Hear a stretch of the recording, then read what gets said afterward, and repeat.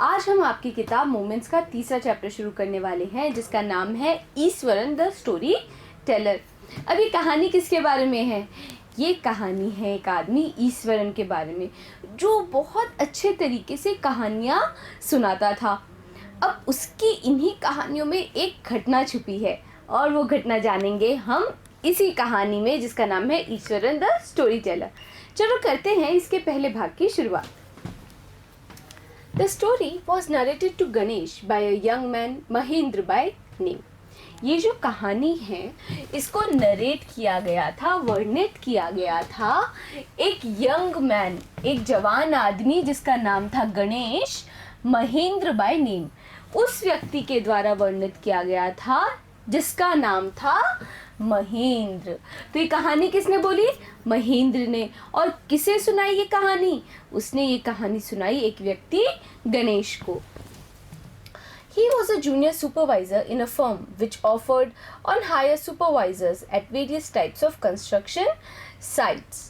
अब क्या बता रहा है? महेंद्र के बारे में बता रहे हैं कि महेंद्र जूनियर सुपरवाइज़र था एक फर्म में, एक ऐसी कंपनी में जो ऑफ़र करती थी, जो कि लोगों को ऑफ़र करती थी हायर करने के लिए। हायर करना यानी कि उनको रोज़गार देती थी।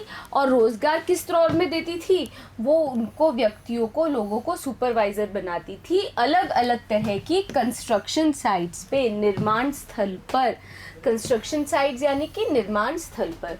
और कौन कौन से निर्माण स्थलों के लिए ये लोग सुपरवाइज़र ढूंढ रहे थे, उनके लिए हायर करते थे supervisors?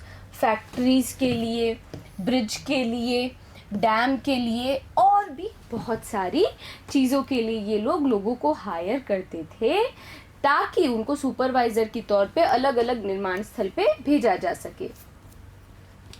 Mahendra job was to keep an eye on the activities at the work site. Mahendra की जो नौकरी थी, जो जॉब थी, जो काम था महेंद्र का, वो ये था कि कीप एन आई, मतलब कि उसको नज़र रखनी होती थी उन एक्टिविटीज़ पे, उन गतिविधियों पे जो कि उस काम वाले स्थल पे होती थी, उस निर्माण स्थल पर होती थी। He had to keep moving from place to place every now and then as ordered by his head office. और जैसा कि उसके हेड ऑफिस के द्वारा ऑर्डर होता था, हुक्म होता था, तो उसी कारण से महेंद्र को जगह जगह जाना पड़ता था, कभी कहाँ कभी कहाँ। तो उसका क्या होता रहता था? तबादला होता रहता था अलग अलग जगह पर, कभी भी जैसा कि हेड ऑफिस से ऑर्डर आ जाता था, हुक्म आ जाता था। From a coal mining area to a railway bridge construction site. From there, after a few months, to a chemical plant which was coming up somewhere. तो कहाँ कहाँ उसका तबादला कर देते थे? कभी कोल माइनिंग एरिया से करके उसको bridge, railway bridge construction site पे डाल देते थे, जहाँ पर रेलवे का एक पुल बन रहा हो, ऐसे निर्माण स्थल पे भेज देते थे। उसके बाद में उसका कुछ महीनों बाद तबादला कर देते थे एक केमिकल प्लांट के अंदर, एक रासायनिक संयंत्र के अंदर उसका तबादला करते थे, जो कि कहीं पर बन रहा था। Which was coming up somewhere, मतलब जो कहीं पर बन रहा था। He was a bachelor, Mahendra एक बैचलर था, मतलब महेंद्र कुंवारा था। His needs were simple and he was able to adjust himself to all kinds of odd conditions. और ये क्या था व्यक्ति? इसकी जो ज़रूरतें थी, नीड्स थी, मतलब ज़रूरतें थी, वो बिल्कुल सिंपल थी, बिल्कुल साधारण सी थी।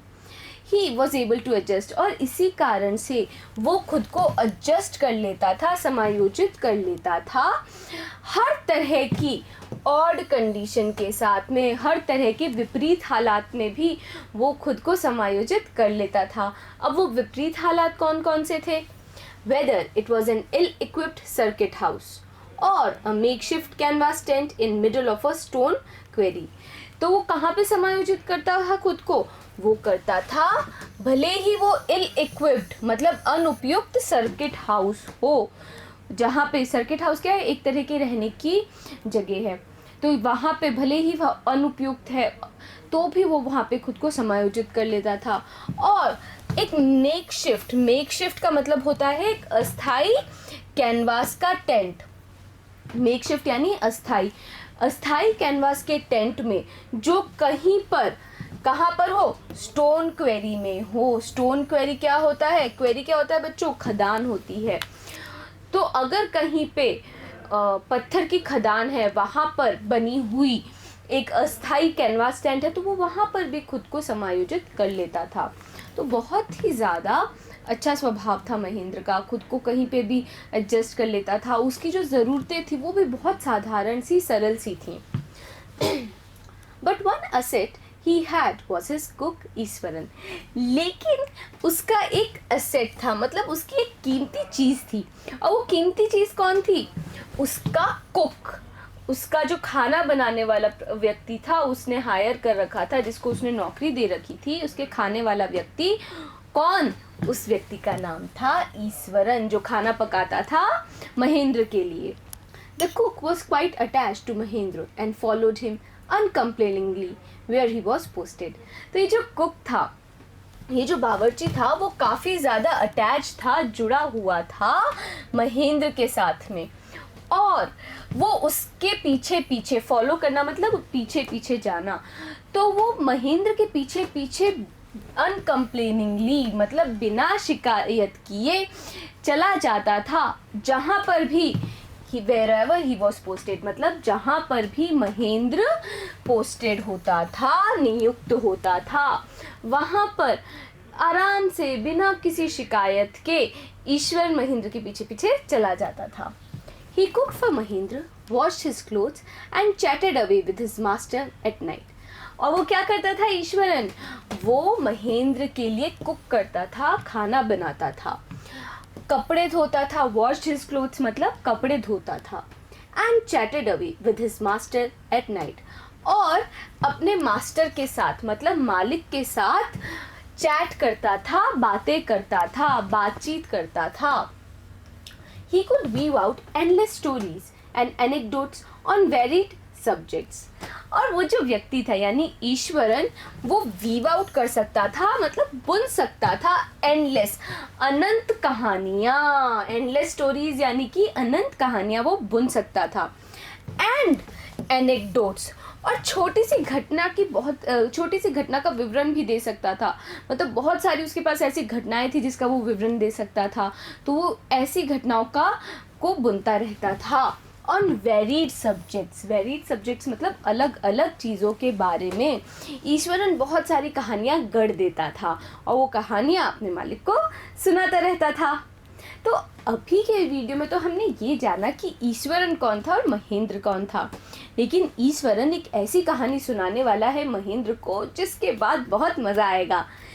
जानेंगे उस कहानी के बारे में अगले भाग में, बने रहिएगा मेरे साथ।